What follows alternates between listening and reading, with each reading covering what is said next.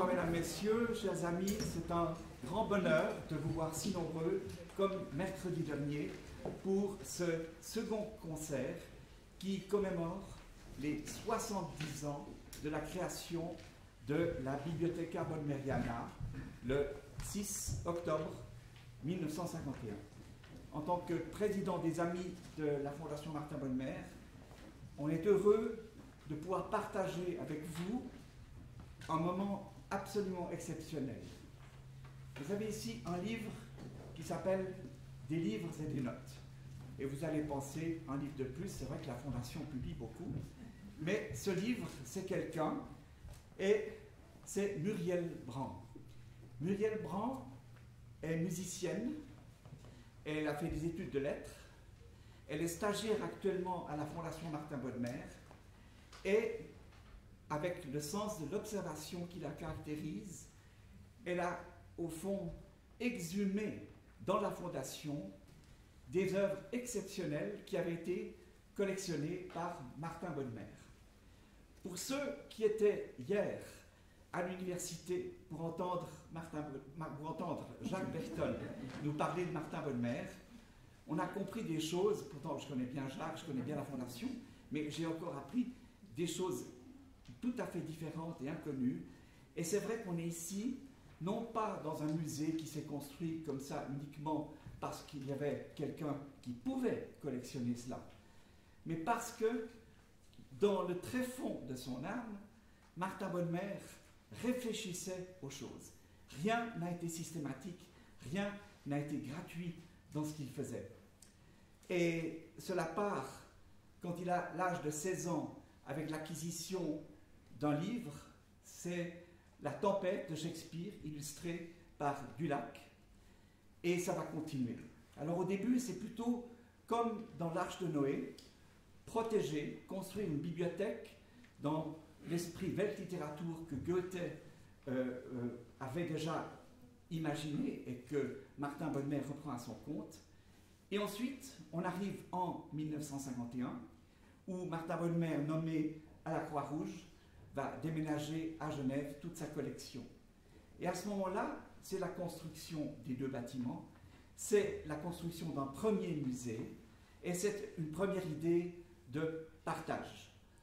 Et après, il y a évidemment des directeurs qui se succèdent, Charles Mella, à qui l'on doit la construction du nouveau musée, et actuellement Jacques Berthold, un professeur qui a enseigné longtemps à la Sorbonne, un éminent connaisseur de Goethe, mais aussi de la littérature française, de Rousseau, qui connaît aussi beaucoup de choses sur le Moyen-Âge. Et donc, avec le recul que je peux avoir depuis que je me promène un peu dans ces lieux, eh bien, on peut dire qu'actuellement, les planètes sont alignées. Vous le savez, des travaux ont été faits qui ont permis de déménager tout ce que Martin Bodmer avait collectionné dans un prodigieux espace. Et pour la première fois, c'est pour ça que je dis que les planètes sont alignées, pour la première fois, Jacques Berthold, directeur, et Nicolas Ducimetière, vice-directeur, savent exactement ce qui se trouve dans cette collection. Et c'est tout à fait spectaculaire. Et c'est le garant d'autres expositions magnifiques. Alors, à ce propos, j'aimerais vous signaler que maintenant, vous avez vu les affiches, il y a Dante. Et il ne faut absolument pas rater cette exposition qui est vraiment nécessaire, parce que Dante, il ne subsiste aucun document autographe de sa plume, mais tant d'auteurs se sont intéressés à lui, lui-même a parlé de tant de personnalités, de personnages et de situations, que c'est vraiment un univers presque cosmique. Alors, vous avez vu, tiens, il n'est plus là. Là, il y a une magnifique affiche pour l'exposition, mais surtout, au dos de ce fascicule, vous avez la liste des 16 conférences exceptionnelles qui vont jalonner les 8 ou 9 mois durant lesquels vous pourrez voir l'exposition. La première conférence, nous l'avons eue il y a une quinzaine de jours, c'était le professeur Yann Blanc de Genève, professeur d'histoire de l'art, qui a parlé d'une des scènes les plus extraordinaires de Dante dans l'enfer, avec Ugolino, le cardinal, condamné avec ses 4 fils à être enfermé et à mourir de faim. Mais il y a bien entendu dans la Divine Comédie beaucoup d'autres scènes exceptionnelles, et ces différentes conférences vont vous révéler toute une série de points que vous ne connaissez pas et qui sont vraiment nourriciers. Alors, pour revenir à Muriel Brand, j'aimerais souligner qu'elle a, au fond, analysé la plupart, si ce n'est toutes les œuvres qui sont sous forme de partitions autographes et qui ont été collectionnées par Martin Bodmer.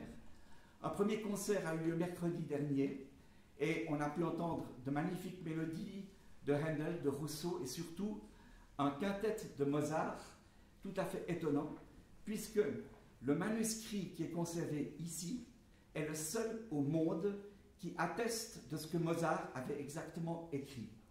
Curieusement, au dernier mouvement, il y a plusieurs croix qui ont barré des fragments de mesure ou des mesures, et les historiens de la musique n'ont jamais vraiment compris pourquoi, mais bien entendu que la version que nous avons lue l'autre jour, qui est aussi celle maintenant imprimée dans les nouvelles partitions, c'est la partition originale de Mozart.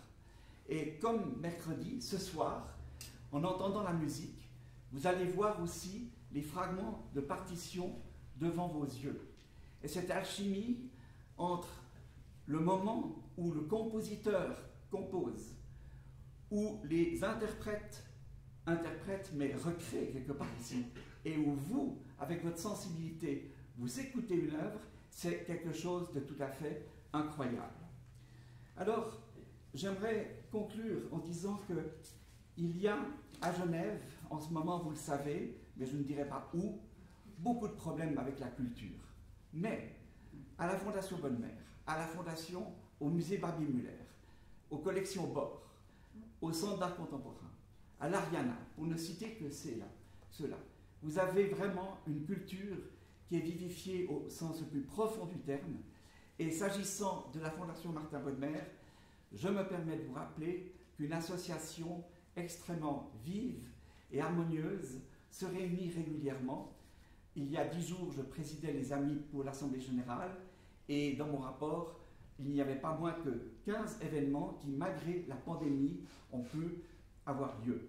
Donc c'est dire que ce lieu ici, où il y a des universitaires à la direction, et où il y a une équipe extraordinaire, extrêmement soudée et efficace, c'est un peu, on pourrait dire, une deuxième alma mater. Alors, vous y êtes conviés si vous avez le temps, mais en tout cas, c'est un plaisir déjà de vous voir ce soir.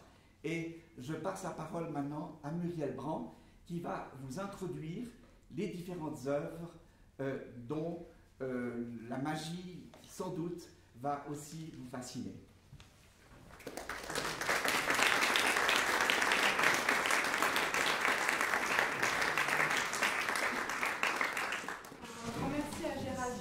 Qui est donc le président de l'association des Amis de la Fondation Martin Bodmer, sans qui d'ailleurs la publication que vous pouvez trouver à l'entrée n'aurait pas pu avoir lieu, donc un grand merci pour ceci.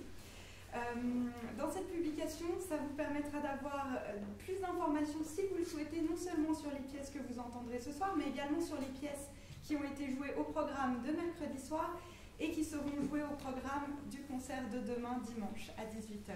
Voilà. Et c'est donc un ouvrage qui a été rédigé en collaboration avec David Burkhardt, qui n'est pas là ce soir, mais que je remercie infiniment. C'est en grande partie, c'est à partir de ces recherches que je vais pouvoir vous donner les informations sur les pièces du programme de ce soir. Voilà. Alors, donc, moi, juste avant de vous parler du programme, j'aimerais juste vous lire une citation de Stefan Zweig, qui était le possesseur d'une très grande partie des autographes justement musicaux et littéraires que nous conservons à la Fondation Martin Bodmer. Martin Bodmer a eu l'occasion d'acquérir quasiment en bloc dans les années 1936-1937 la collection d'autographes de Stefan Zweig, qui a dû à ce moment-là s'exiler à la montée du nazisme puisqu'il était écrivain et penseur juif et autrichien. Stefan Zweig, donc, dans une conférence donnée en 1939 à New York. Quand il crée, Le véritable artiste est immergé dans sa création comme l'homme pieux dans sa prière ou le rêveur dans son rêve. Il en résulte nécessairement que, n'ayant de regard qu'orienté vers l'intérieur, il n'a aucune perception précise du monde extérieur et de lui-même. Aussi, les artistes, les poètes, les peintres, les musiciens en train de créer ne savent-ils pas observer eux-mêmes comment ils créent? Et ils sont encore moins capables de nous l'expliquer ensuite.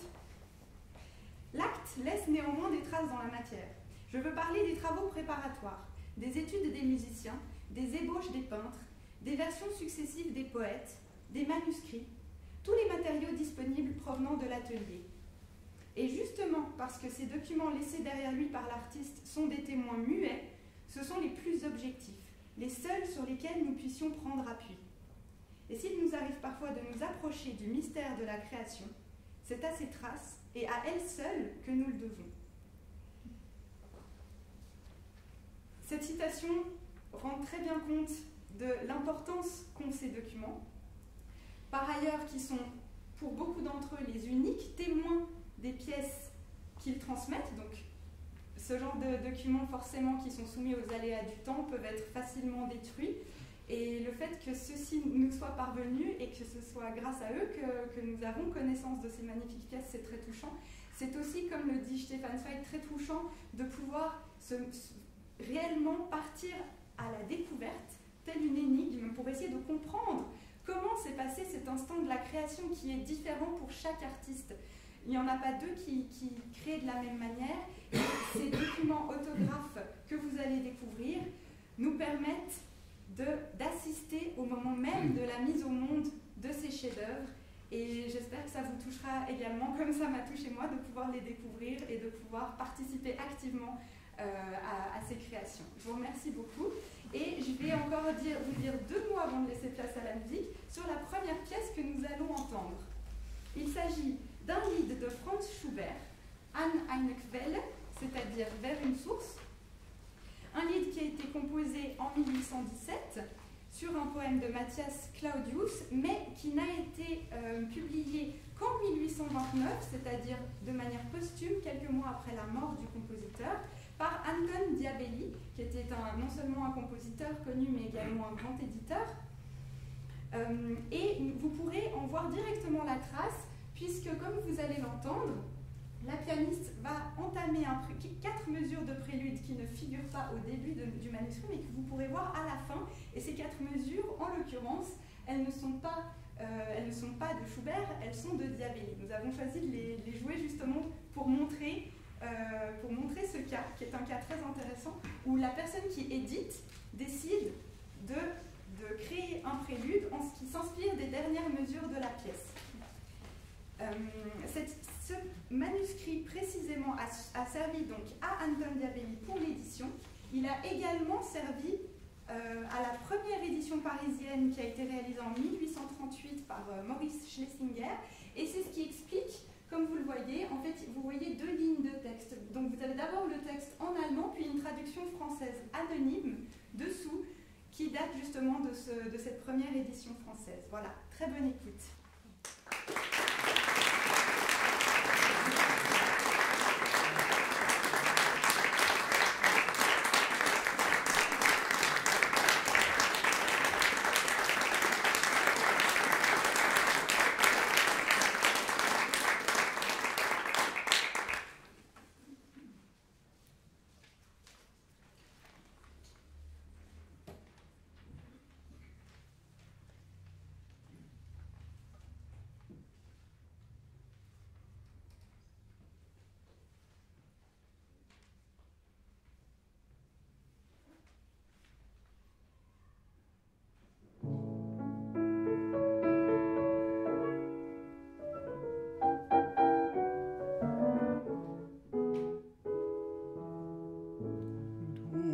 Eine Quelle, an der ich Daphne jüngst gesehen. Dein Wasser war so still und hell, und Daphnes Bild darin,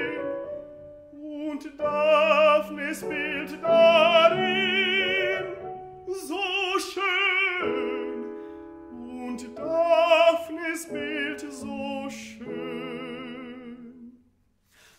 wenn sie sich noch mal am Ufer sehen lässt, so halte du ihr schönes Bild doch fest. Ich schleiche heimlich dann mit nassen Augen hin, dem Bild meine Not zu klagen. Denn wenn ich bei ihr selber bin, dann kann ich ihr nichts sagen. Denn wenn ich bei ihr selber bin, dann kann ich ihr nichts sagen.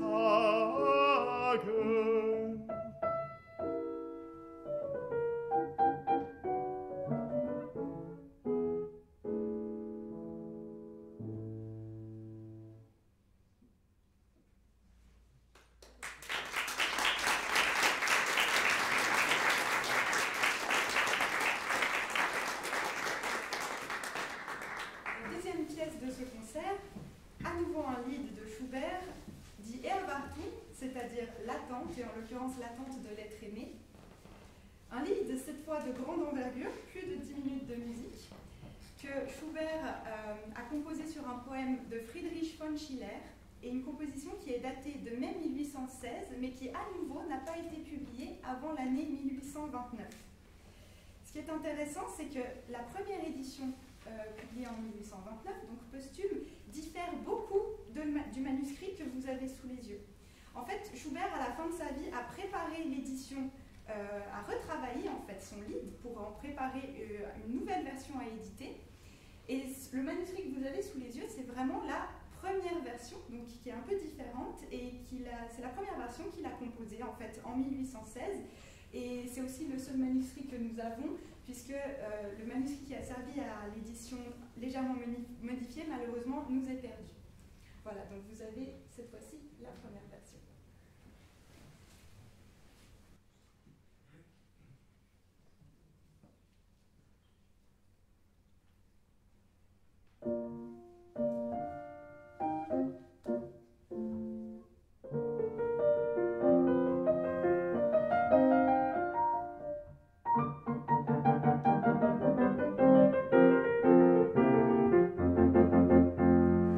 Das Pförtchen nicht gehen, hat nicht der Regel geklärt.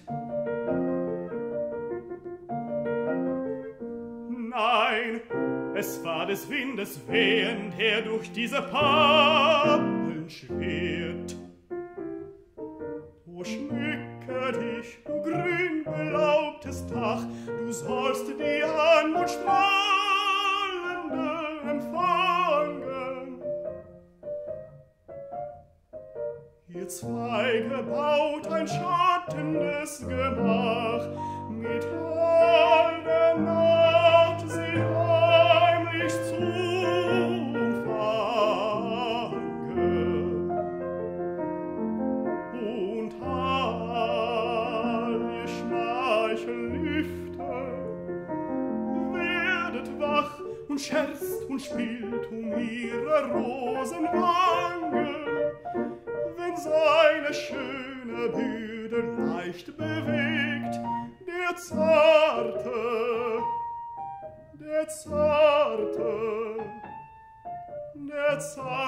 Fuß zum Sitz der Liebe trägt.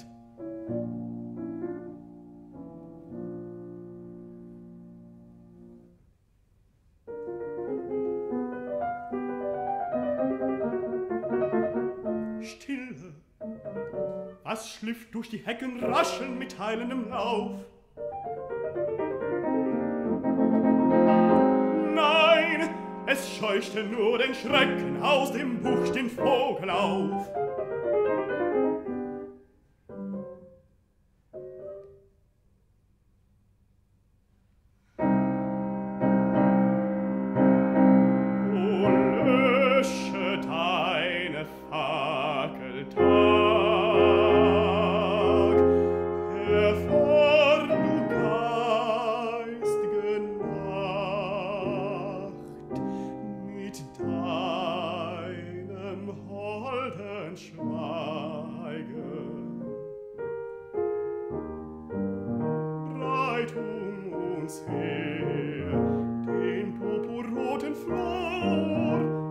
umspinne uns mit geheimnisvollen Zweigen. Der Liebe Wonne flieht des Lausches vor, sie flieht des Strahlers unbescheiden Zeugen.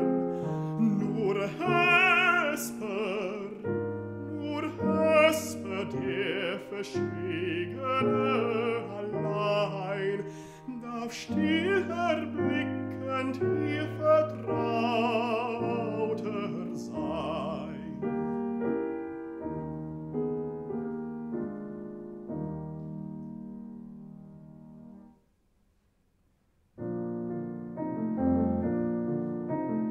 Rief es von ferne nicht leise, flüstern den Stimmen gleich. Nein, der Schwan ist's, der die Kreise zieht durch den Silberteich.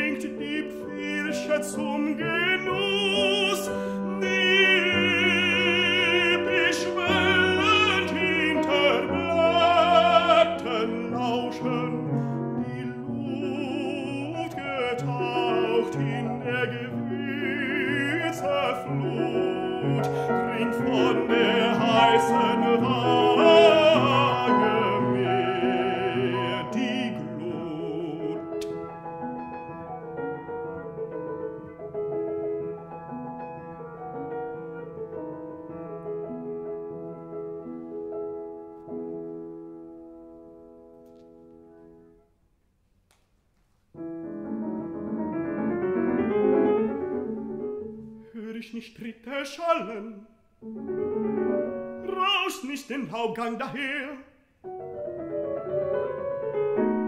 Die Frucht ist dort gefallen, von ihrer eigenen Fülle schwer.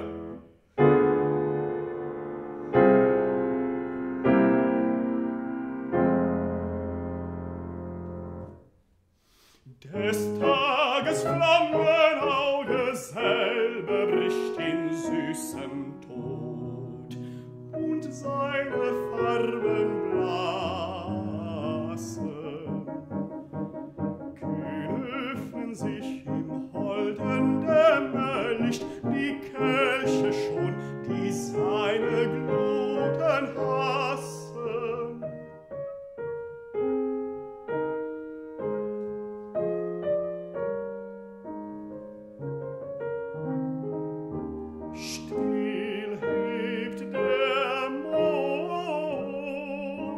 Strahlend Angesicht, die Welt zerschmilzt in ruhig große Massen.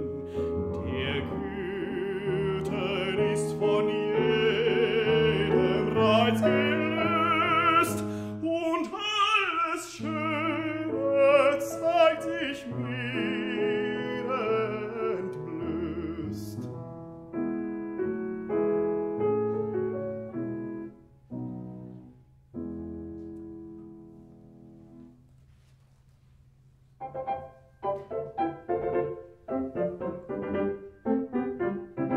Seh ich nichts Weißes dort schimmern, glänzt nicht wie seines Gewand.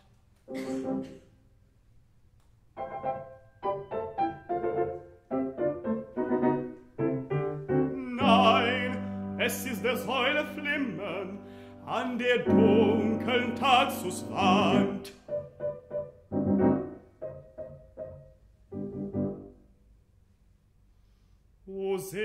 und es ergötze dich nicht mehr, mit süßen Bildern wesenlos zu spielen.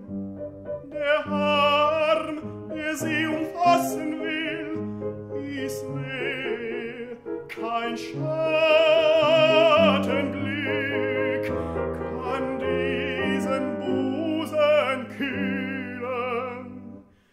O führe mir die Lebende daher, lass ihre Hand, die zärtliche, mich fühlen, den Schatten nur von ihres Mantels Saum, und in das Leben tritt der hohle Traum.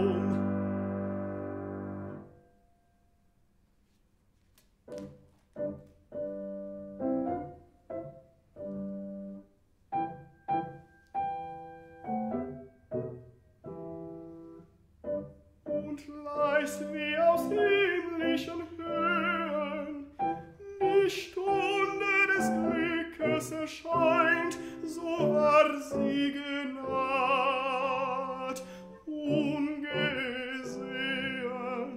und weckte mit Küssen den Freund.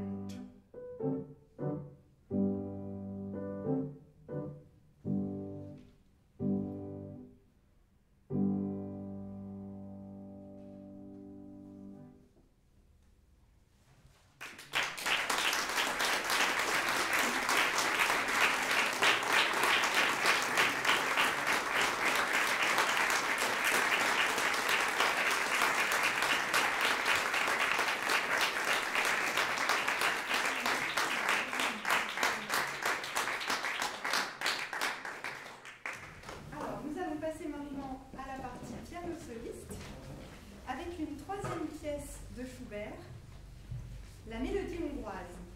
La mélodie hongroise a été composée au château de Sélez chez le comte Johann Karl Esterházy, où Schubert réside du mois de mai au mois d'octobre 1824 pour enseigner la musique aux filles du comte. Et elle aurait été inspirée par une mélodie populaire hongroise qu'il aurait entendu chanter par une servante des cuisines du château. Si l'on en croit, une anecdote qui est rapportée par Karl Freiherr von Schönstein en 1857, qui était un baryton autrichien et qui est également le dédicataire du fameux cycle Die Schöne Müllermühle. Comme vous le verrez, et comme vous avez déjà pu le voir, vu que c'est la troisième partition que vous pouvez observer l'écriture de Schubert, il n'y a quasiment pas de rature. Il y en avait quelques-unes dans Die Erwartung, mais quand on pense que c'est une première version, c'est quand même assez impressionnant. Et là, on voit que c'est net, c'est très propre, et ça rappelle énormément la partition, pour ceux qui étaient déjà présents, de Mozart, que vous avez pu voir mercredi soir. Les deux compositeurs partagent ont ceci en commun qu'ils composent d'une traite, comme s'ils étaient inspirés et qu'ils n'avaient qu'à laisser couler l'inspiration directement sur le papier sans devoir retravailler pour réussir à obtenir la perfection souhaitée. Voilà, je vous souhaite une bonne écoute.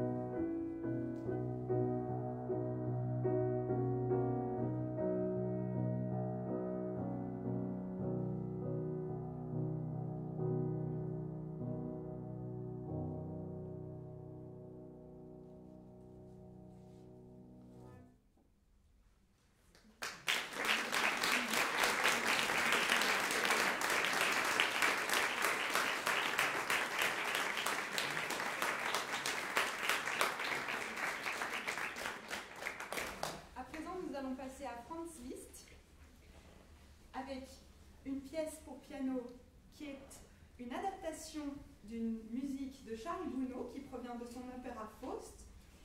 C'est à l'occasion d'un dîner chez la princesse Metternich à Paris, en 1861, que Liszt rencontre Charles Gounod et qu'il découvre pour la première fois la partition de son dernier opéra. À cette occasion, il joue cette valse extraite de la scène 5 de l'acte 2 au piano, et quelques temps plus tard, il en réalise une paraphrase, qui est la pièce que vous avez sous les yeux.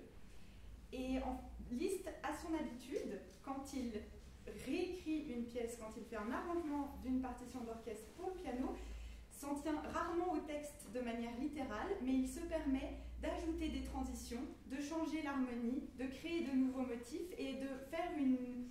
C'est pour ça qu'on appelle une paraphrase, en fait, de faire quelque chose à sa sauce, mais qui rend hommage à l'œuvre en question. Il a aussi un soin particulier, comme vous pourrez l'entendre, à rendre les différentes textures de son des différents instruments orchestraux en créant des techniques pianistiques en général très, très virtuoses. Je pense que Benelina sera d'accord avec moi. Et qui sont du coup très difficiles à jouer. Il faut avoir du courage pour s'attaquer à cette pièce.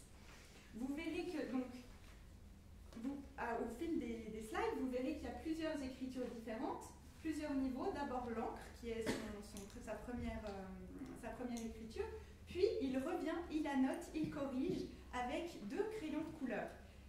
Les crayons sont également de la main de Liszt, et il annote, et il fait des flèches, et il fait des renvois. Donc c'est un peu sportif pour s'y retrouver exactement dans ce manuscrit, mais finalement tout y est, excepté quelques lignes où il renvoie à une feuille annexe que malheureusement nous n'avons plus, qui est perdue. Donc pour ces quelques lignes, vous verrez que l'image ne bougera pas. Pour ceux qui savent lire la musique, vous verrez que pendant un petit moment on va rester sur la même image, mais avec une annotation, voire page annexe. Donc là nous avons fait confiance à l'édition, faute de mieux, parce que nous n'avons plus ce manuscrit, cette page qui allait à l'origine avec le manuscrit. Voilà.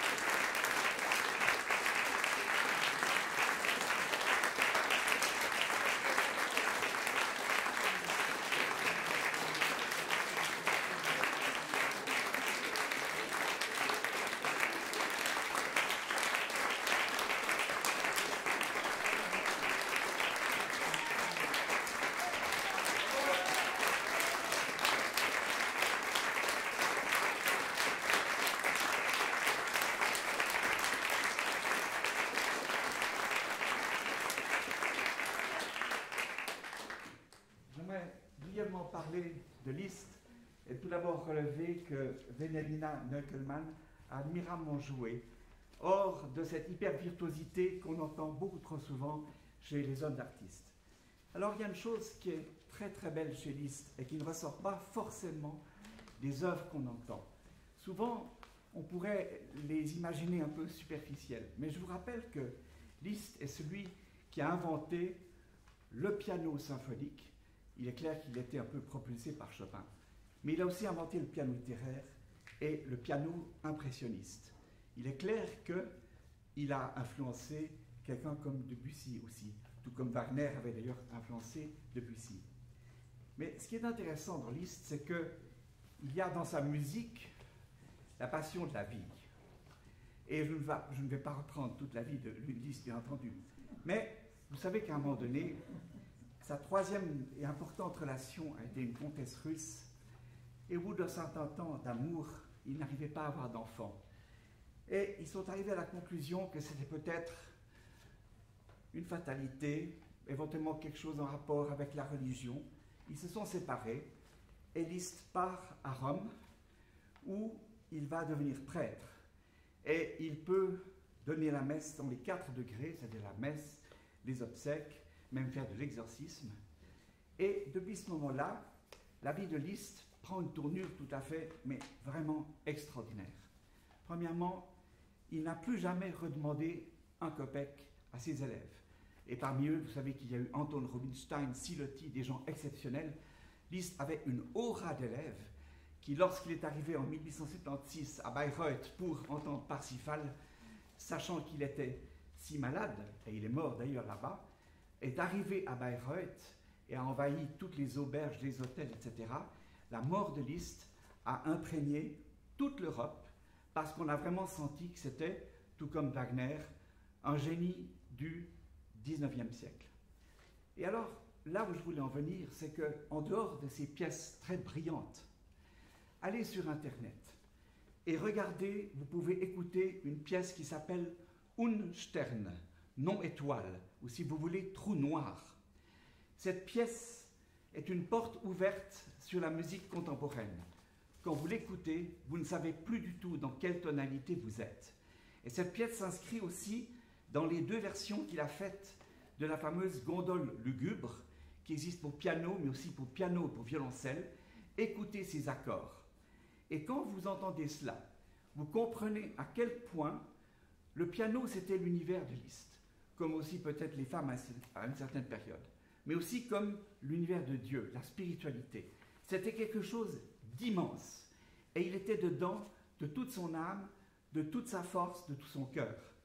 Alors, c'est magnifique d'avoir pu voir une partition de Liszt ici, parce que je suis persuadé que Martin Bonnemer, qui était aussi très touché par la dimension du sacré, je suis persuadé qu'il tenait à avoir lui aussi une œuvre de Franz Liszt.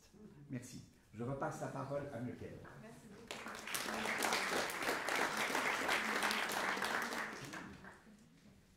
Nous arrivons déjà à l'avant-dernière pièce, jusqu'à la dernière pièce au piano ce soir, qui est une œuvre de Charles Gounod.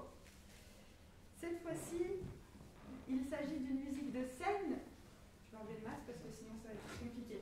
Il s'agit d'une musique de scène qu'il a composée pour la pièce Jeanne d'Arc de Jules Barbier, qui a été représentée pour la première fois en 1873 au Théâtre de la Gaîté à Paris. Et cette pièce a eu beaucoup de succès, et en particulier la musique a eu beaucoup de succès, et c'est pourquoi Charles Gounod a décidé un peu plus tard d'en transcrire 7 extraits pour piano à 4 mains. Ces 7 extraits sont à ce jour toujours inédits. La Fondation Martin Bonnemer possède le 5e des extraits que vous allez découvrir maintenant. Et ça a été l'occasion, justement, ce projet, d'en proposer une première édition que vous pourrez découvrir, si vous le souhaitez, dans la publication qui accompagne l'événement. Alors, pourquoi une pièce de cette sorte n'a toujours pas été éditée? C'est difficile à dire, en tout cas on ne peut pas le savoir de manière certaine, mais on aurait quand même une piste, puisqu'à l'époque de cette œuvre, de cette composition, Gounod vivait déjà depuis quelques années à Londres chez la cantatrice Georgina Weldon, séparée de sa femme. Donc une situation tout à fait scandaleuse chez une personne qui apparemment avait en plus une certaine emprise psychologique sur Gounod, au point qu'un des amis de Gounod a dû venir l'extirper des mains de son tyran en 1874. Et dans la précipitation, il est parti en laissant toutes ses affaires et tous ses manuscrits. Et il s'est battu, c'est parti en justice, il s'est battu, il n'a réussi qu'à récupérer quelques œuvres inachevées. Et il a fallu attendre 1925 pour que son petit-fils Pierre Gounod puisse enfin reprendre possession du reste de ses affaires et des manuscrits auprès des Weldon. Voilà, donc ça pourrait, on peut penser, on peut émettre l'hypothèse que cette partition a fait partie du lot et que ça pourrait être la raison qui explique qu'elle est restée inédite jusqu'à ce jour.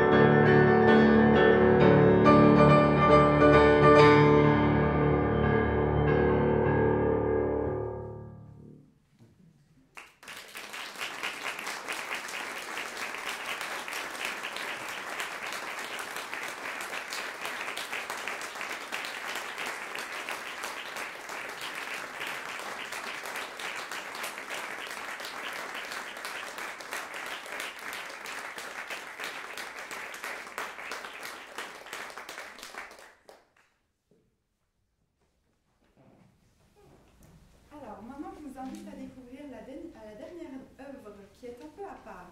Vous avez sous les yeux, non pas une partition, mais un envoi autographe du compositeur Edvard Grieg. C'est un peu l'équivalent du maillot de foot, si vous voulez, signé, envoyé à une admiratrice. En l'occurrence, il a choisi, pour accompagner sa signature, d'inscrire les 5 premières mesures de sa ballade opus 24. Cette ballade, il l'a composée à l'automne 1875, quelques mois à peine après le décès de ses parents. Et donc c'est vraiment dans ce contexte très sombre de deuil, qui s'ajoute en plus à la rumeur que sa femme l'aurait trompé avec son frère, John Grieg. Donc une période très difficile moralement pour Edvard Grieg, qui du coup trouve dans le papier à musique une manière de se sortir de cette période et qui crée cette pièce de grande envergure pour piano. C'est une pièce qui dure plus d'une vingtaine de minutes. Et donc je suis très heureuse parce qu'aujourd'hui, comme nous n'avons pas la partition, ça n'aurait pas eu beaucoup de sens de la faire jouer entièrement. Par contre, elle a servi à une nouvelle œuvre, une œuvre composée par Marie Angelillo, ici présente, qui est une jeune et talentueuse compositrice qui a une formation classique en harpe et en flûte traversière, mais qui joue également du piano, de la batterie et qui chante, et qui, depuis quelques années, s'adonne à la composition de musique électronique. Alors, vous allez me dire, c'est un peu bizarre à la fin de ce concert très classique d'avoir de la musique électronique. Pour moi, il me tenait à cœur de proposer aussi 2 nouvelles compositions. Celle-ci et une que vous pourrez entendre demain. Pourquoi ? Parce que Martin Bonnemer accordait une importance toute particulière à la généalogie des textes et des œuvres entre elles. Toutes les œuvres s'inspirent d'autres œuvres, et pour lui, la réinterprétation et le commentaire entre les penseurs, entre les artistes, était très important.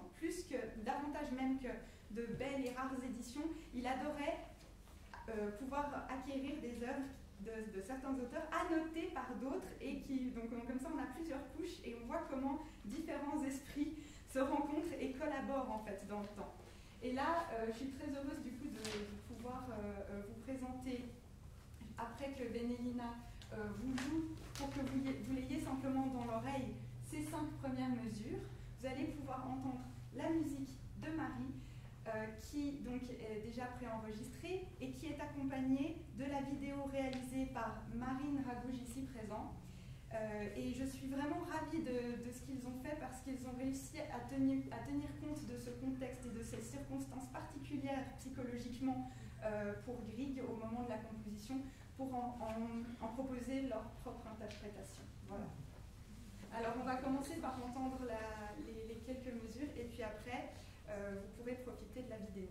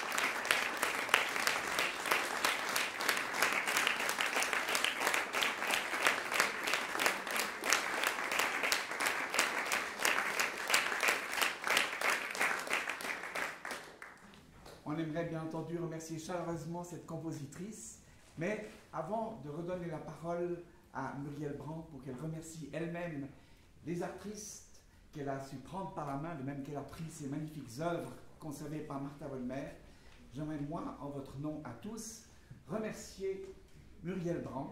On sent qu'elle est une grande musicienne et pas seulement une intellectuelle, et c'est toute sa sensibilité qui a fait que ces 3 concerts, aujourd'hui le 2e, demain le 3e, ont cette aura et ce retentissement en nous.